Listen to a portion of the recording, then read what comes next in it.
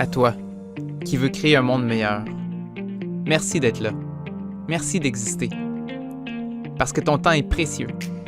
Prends le temps de t'arrêter pour t'inspirer, pour que ta prochaine action fasse une vraie différence. Bienvenue dans l'équipe d'Inspirix. Bienvenue tout le monde, Jean, David et moi, on est encore très fébriles de partager les connaissances les plus utiles sur un sujet qui nous touche personnellement et profondément. Nous sommes tous les trois des papas, on a eu des beaux défis là-dedans, puis là, avec la pandémie qu'on a vécue nous aussi, ça nous a challengés, puis il est vraiment important qu'on se partage nos trucs. Il y a peu assez de livres où on n'a pas appris ça, comment être un papa. Et David nous a préparé quelque chose pour nous donner un coup de pouce pour essayer de trouver un meilleur équilibre là-dedans. David, pourquoi tu as choisi de parler de ça aujourd'hui? Bien, premièrement, c'est parce que Geneviève nous a posé cette question-là. Comment faire pour intégrer dans son quotidien du temps de qualité pour soi quand on a des enfants et dans un contexte de pandémie, je lance l'idée comme ça, hein, avec le contexte de pandémie, des fois équilibre travail-famille en plus à travers ça. Puis, juste se reposer cette question-là m'a fait beaucoup de bien cette semaine. J'avais préparé d'autres choses. Je me suis dit, non, OK, on focus mission là-dessus. Puis, ça m'a été utile dans mon quotidien un peu de me replonger là-dedans. J'ai des adolescentes maintenant, ce sont pas des jeunes enfants, mais il y a d'autres défis aussi qui peuvent aussi venir nous habiter, là, vraiment, en fait. Fait que, puis merci d'être là, puis merci à tout le monde aussi. Je trouve ça important de le dire, là. Merci d'écouter ça, puis merci de se crinquer avec nous pour être la meilleure version de vous-même. Mm-hmm. Toi, Jean, est-ce que tu aurais un élan là, de partager de quoi qui t'a aidé dans ton rush là, de jeune papa, là? Yes, parce que je partage aussi la souffrance, comme beaucoup de parents l'ont vécu, de dire, OK, hey, avant, j'avais du temps pour faire ça, maintenant, je n'ai plus le temps. Qu'est-ce que je fais avec ça, là? Moi, j'ai envie de vous pitcher deux trucs très, très, très simples qui m'ont aidé. Premièrement, c'était de m'accorder 1 minute ou 2 pour faire quelque chose. C'était plus des heures, mais c'est quelques minutes-là. Par exemple, je vous donne le contexte. Quand moi, j'arrivais de travailler, je partais à course pour aller chercher mon garçon à la garderie quand il allait à la garderie. Tu sais, c'est comme, je rentre pas dans la maison, là, non. Je parque le char, je débarque du char et je cours littéralement parce que la garderie est en bas de la rue. Fait que je cours, j'arrive là-bas, je suis là pour toi. Tu sais, c'est comme c'était important pour moi d'être là au maximum pour mon fils. Mais je vous ai raconté que pour moi, la fatigue à un moment donné était super présente. Puis tu sais, même si tu veux bien faire les choses, quand t'es fatigué, t'es pas toute là. Puis je me suis dit, OK, si je veux être plus présent pour mon fils, est-ce qu'il faut que je parte à course ou bien au contraire, il faut que je m'accorde 2-3 minutes pour vraiment changer de mode, là, j'arrive du travail. Fait que j'ai fait ça. Quand j'arrive à la maison, je me suis arrêté, puis je fais une chose qui me fait du bien, fait que là, j'ai sorti ma guitare, à chaque fois que j'arrivais de travailler, je jouais une tune, ça dure 4-5 minutes. Après ça, je m'en vais chercher mon fils à la garderie. Fait que ce 4-5 minutes-là me permettait de me déposer, ça m'a vraiment permis de me sentir mieux, puis déjà répondre à ce besoin-là de dire « Ok, je n'ai plus de temps pour moi ». C'est pas vrai que j'avais plus de temps pour moi, c'est juste que je le prenais pas. Mais c'est pas des heures, c'était des minutes, je comprends le contexte, là, quand on est parent, c'est pas autant qu'on voudrait, mais ça l'a fait du bien. Puis dernier truc, rapidement, c'est pour moi, du temps de qualité, pour moi, ça voulait dire m'entraîner. Je le faisais plus quand Lucas y était arrivé. Puis à un moment donné, j'étais comme « Hey, soyons un peu plus créatifs, là, je peux plus m'entraîner comme avant ». Je peux m'entraîner avec un bébé dans les bras, là. Ça se fait, là. Je peux faire des squats, je montais les escaliers avec lui, puis il aimait ça quand ça bouge. Ça crée des beaux moments en plus. Fait que des fois, là, c'est comme, hey, j'ai plus de temps pour moi, c'est juste que faut soit être plus créatif ou bien soit se l'accorder, là, ces 2-3 minutes-là dans la journée. Mm-hmm. Ce que j'ai envie de partager, moi, c'est que d'une part, là, faut comme embrasser le fait de devenir un parent. C'est niaiseux, mais moi, une première erreur, là, c'est essayer de récupérer ma liberté que j'avais avant, finalement, d'avoir la même vie avec enfant. Fausse bonne idée. Il faut vraiment là, embrasser une nouvelle forme de liberté, finalement. Ta vie va changer. C'est obligé. Et c'est aussi bien d'embrasser ce changement-là puis découvrir d'autres dimensions de la liberté qui peut peut-être être plus courte, mais aussi plus riche. Bref, là, faut une partie de deuil qui est peut-être pas sexy à dire, mais qui est vraiment vrai.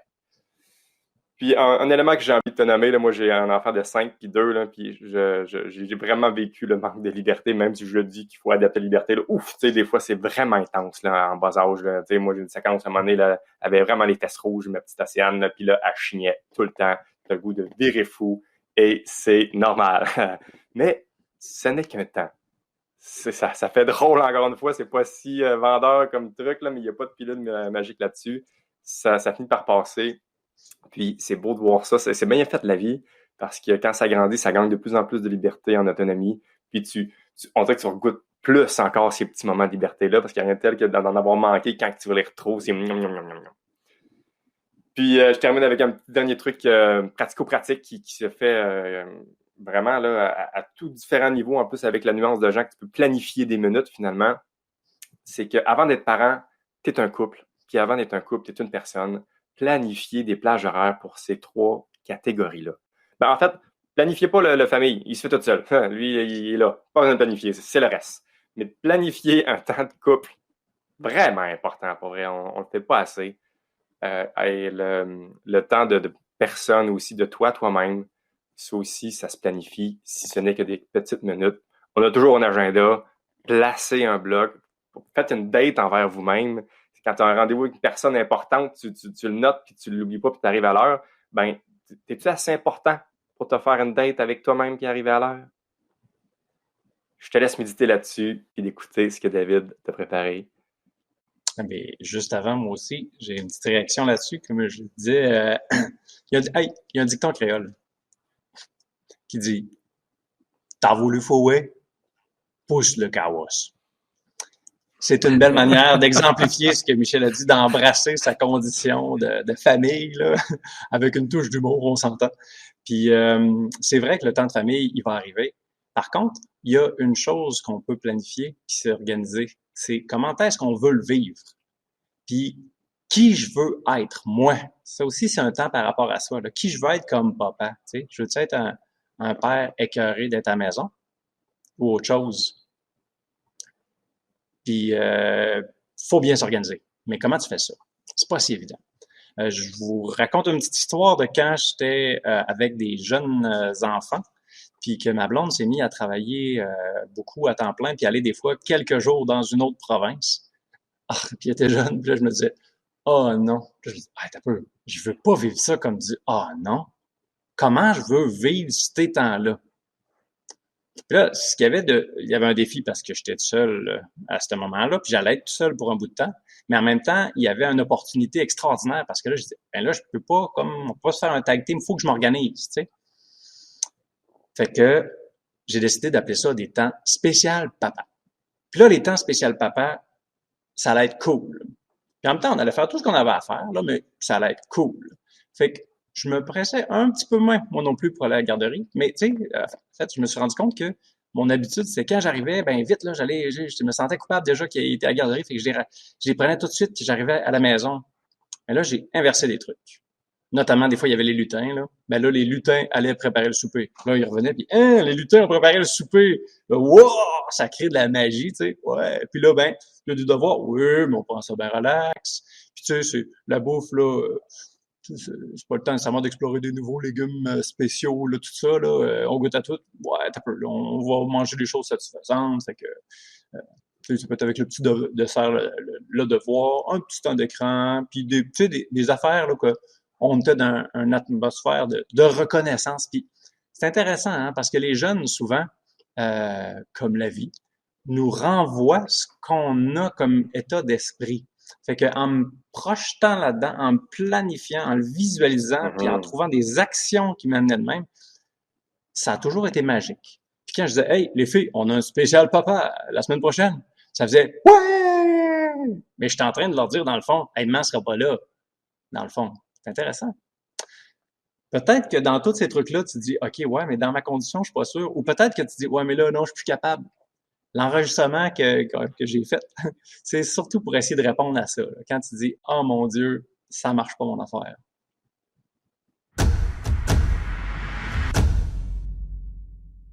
Hey, bonjour. Hey, j'adresse ce podcast-là tout spécialement à Geneviève qui nous a écrit. Comment faire pour intégrer dans son quotidien du temps de qualité pour soi quand on a des enfants dans un contexte de pandémie? C'est une question qui est venue me parler beaucoup. J'ai connu des gens qui ont souffert de ça beaucoup, puis il y a moyen de au moins souffrir.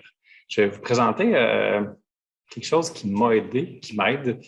Je ne suis pas psychologue, mais j'ai des amis psychologues et même à covoitureuse, puis ils m'ont parlé d'une approche qui s'appelle l'ACT. Ça veut dire Acceptance and Commitment Therapy. Donc, la thérapie par l'acceptation et l'engagement.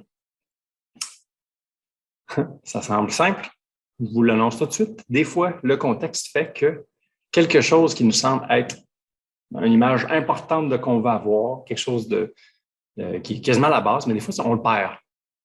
Des fois, il arrive des souffrances, puis des choses poches. Ben, on peut perdre énormément d'énergie puis de temps. Ça peut être une vraie grande souffrance que de résister et de dire « Ah non, j'ai ça ». Je vous parle d'une petite méditation à un moment donné que j'ai écoutée, c'était vraiment intéressant. La cloche, et voilà, c'est chiant.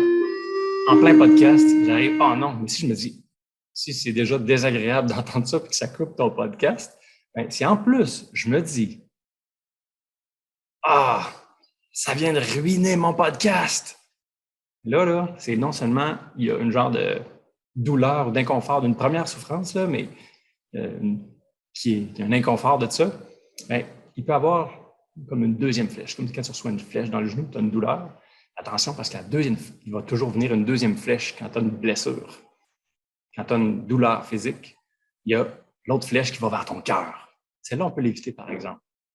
Celle-là, d'être plein de frustration. Tu sais, si je me laisse envahir par « Ah non, ça ne marche pas, c'est le seul temps que j'avais pour l'enregistrer, cette maudite vidéo-là », bien là, je reçois la deuxième flèche à plein fouet. Mais là, c'est facile. Quand on arrive et qu'on est habitué d'avoir des services comme une garderie, des grands-parents, puis on a un certain temps de liberté, puis on perd toute sa liberté quasiment, c'est facile d'être plein de frustration.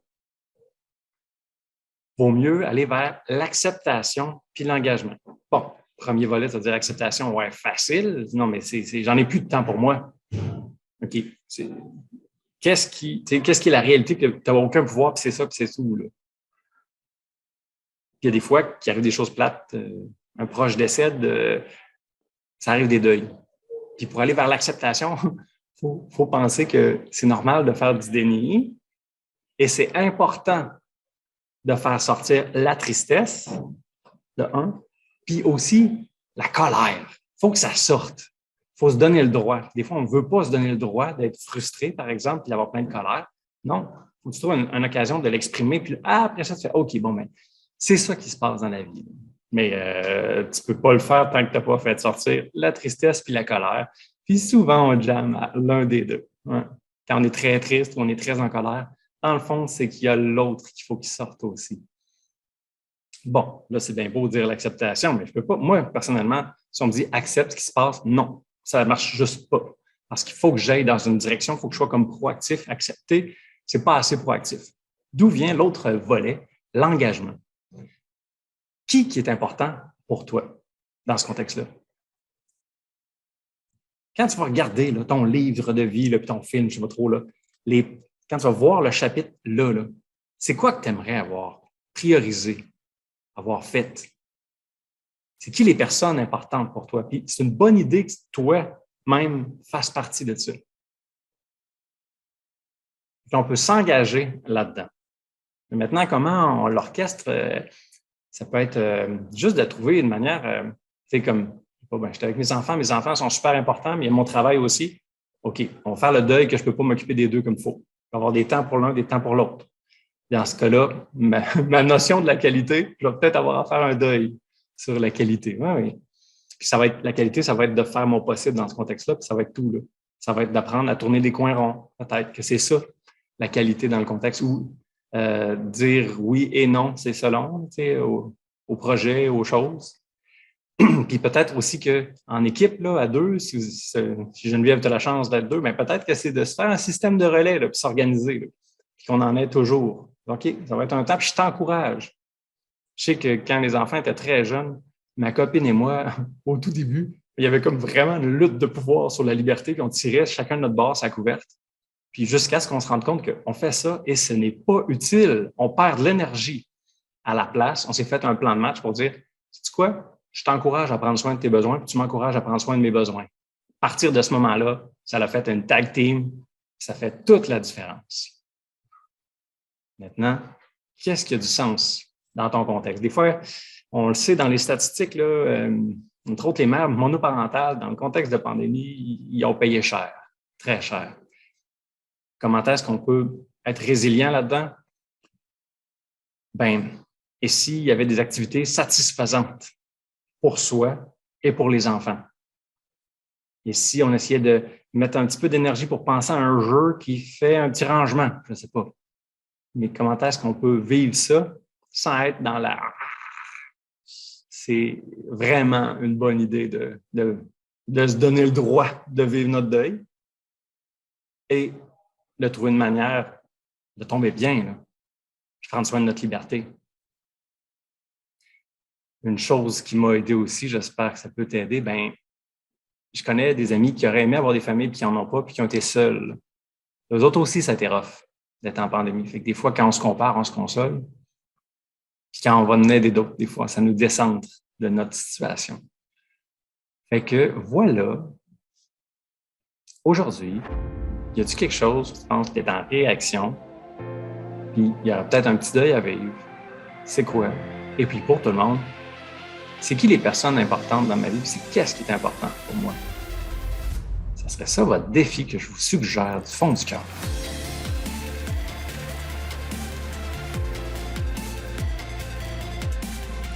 OK, c'est à ton tour de jouer. Autorise-toi de faire un pas. Un petit pas imparfait, dans une direction plus inspirante. Puis, si tu veux, aide-nous à rassembler toutes les gens qui ont envie de créer un monde meilleur. Partage l'épisode, laisse un commentaire, écris une question pour qu'on puisse interagir avec toi.